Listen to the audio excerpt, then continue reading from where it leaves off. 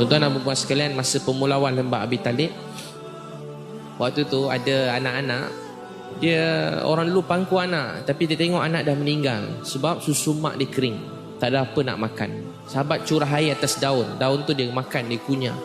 Sampai sahabat cerita, bibir-bibir kami pecah. Dan bila kami buang air besar, sahabat cerita dia nangis. Kami buang air besar, tak ada apa yang keluar.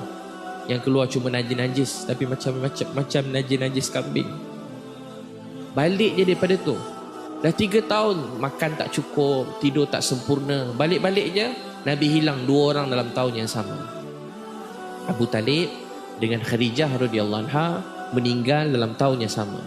Abu Talib lagi Nabi sedih sebab Nabi tak ada peluang untuk jumpa Abu Talib lagi. Dia telah mati tanpa Islam. Balik pada Gua Hira, Nabi kena lantik jadi Rasul. Sampai ke Umar, Nabi nangis, Nabi menggeletang. Khadijah selimutkan Nabi SAW.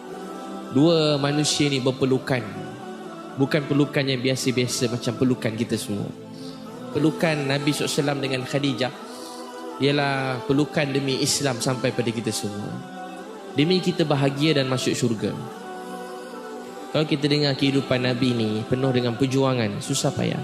Orang dalam perang Uhud, semua orang kafir cuma nak bunuh Nabi je. Dekat Uhud ni, orang nampak Nabi, orang ramai serang Nabi. Dia tahu kalau Nabi mati, sahabat hilang semangat. Jadi semua orang attack Nabi SAW, serang Nabi. Sampai tak berhenti orang datang kat Nabi. Tahu tak Nabi kata apa?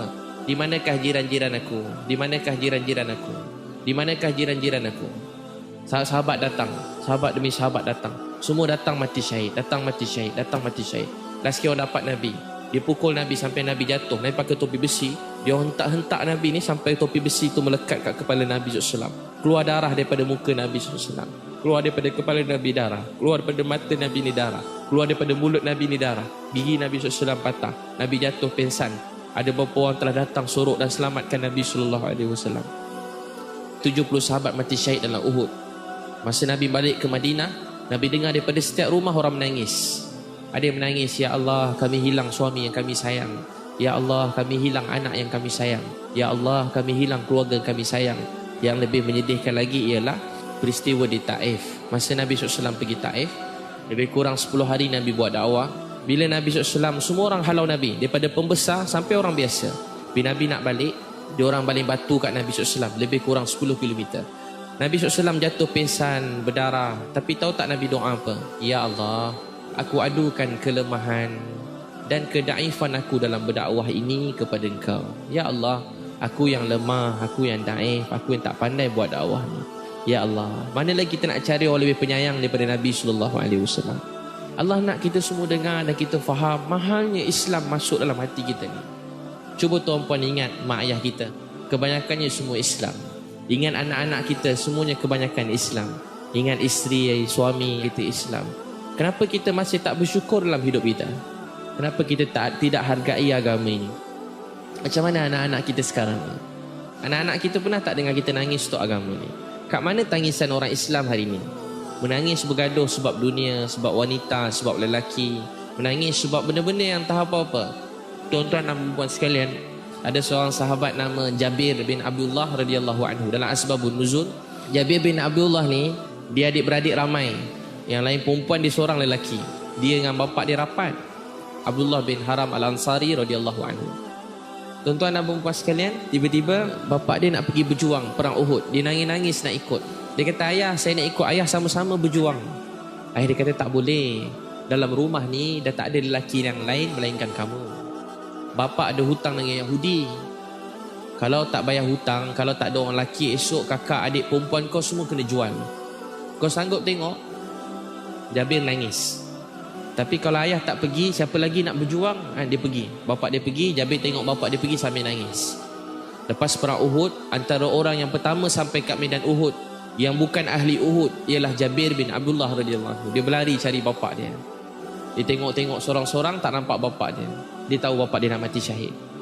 Dia pergi dekat satu tempat, orang kata tu bapa dia. Dia pergi kat bapa dia, tapi orang halang dia. Nabi telah isytiharkan mana-mana ahli keluarga, kalau boleh jangan tengok mayat keluarga mereka. Nabi halang orang adik-beradik Hamzah, makcik Nabi jangan tengok Hamzah. Tiba-tiba Jabir sampai juga, dia tengok mayat bapa dia. Mayat bapa dia dah hancur. Dia tengok je bapa dia, dia terus menangis tak berhenti. Dia cuma ada ayah dia. Ayah dia cuma ada dia. Cuma dia berdua lelaki dalam rumah tu. Nabi SAW pujuk Jabir daripada belakang. Nabi pegang dia, Nabi gosok dia. Nabi kata, wahai anakku, kamu nak tahu tak apa bapa kamu sedang buat sekarang? Ayah kamu sedang berbual dengan Allah Subhanahu wa taala. Allah tanya pada ayah kamu, wahai hamba aku Abdullah Al-Haram Al-Ansari, dulu kamu telah korbankan semua sekali. Hari ini apa saja kamu nak aku beri. Tahu tak dia jawab apa? Ya Allah, saya nak hidup kembali. Saya nak berjuang dan saya nak mati syahid lagi sekali. Tuan-puan takkan pernah boleh fikir dan boleh bayangkan apa Nabi dan keluarga Nabi telah lalui untuk agama ni. Tuan-puan fikirlah macam mana pun, bayanglah macam mana pun, kita tak akan dapat merasai apa yang telah mereka lalui. Allah nak kita semua dengar dan kita faham mahalnya Islam masuk dalam hati kita ni. Pernah sekali Abdullah Rawahah radhiyallahu anhu, dia tengah nangis suatu malam. Isteri dia tanya, abang kenapa menangis? Saya menangis kerana saya memikirkan bagaimana keadaan kita di akhirat esok. Adakah kita berjaya dapat lintas titian sirat ke tidak? Bagaimana keadaan kita di akhirat nanti? Kita tak tahu lagi nasib kita semua macam mana. Saya yang cakap tak tahu lagi. Mungkin dalam dunia orang hormat kita, sayang kita, orang puji kita, tapi itu semua tak menentukan apa-apa. Tuan-tuan dan puan-puan sekalian, orang yang paling mulia dalam dunia ingin ahli keluarga mereka masuk Islam. Mulai ini buat taklim dalam rumah 5 minit, baca Quran dengan isteri, baca Fatihah kat isteri. Yang dengan Fatihah abang minta maaf, 15 tahun abang kahwin dengan awak, abang tak pernah dengar Fatihah awak, abang minta maaf.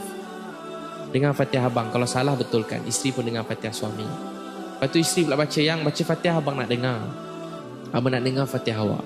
Isteri pula baca Fatihah, suruh anak-anak pula baca, kumpul keluarga. Untuk itu tuan-puan sekalian, kita kena berjuang untuk agama ni sungguh-sungguh. Jaga agama kita dengan baik, sungguh-sungguh. Lalui hidup ni dengan rasa cinta, dengan rasa sayang. Innama ashku bathi wa huzni ilallah. Kepada Allah aku adukan kesedihan dan kesusahanku. Innama ashku bathi wa huzni ilallah. Kepada Allah aku adukan kesedihan dan kesusahanku.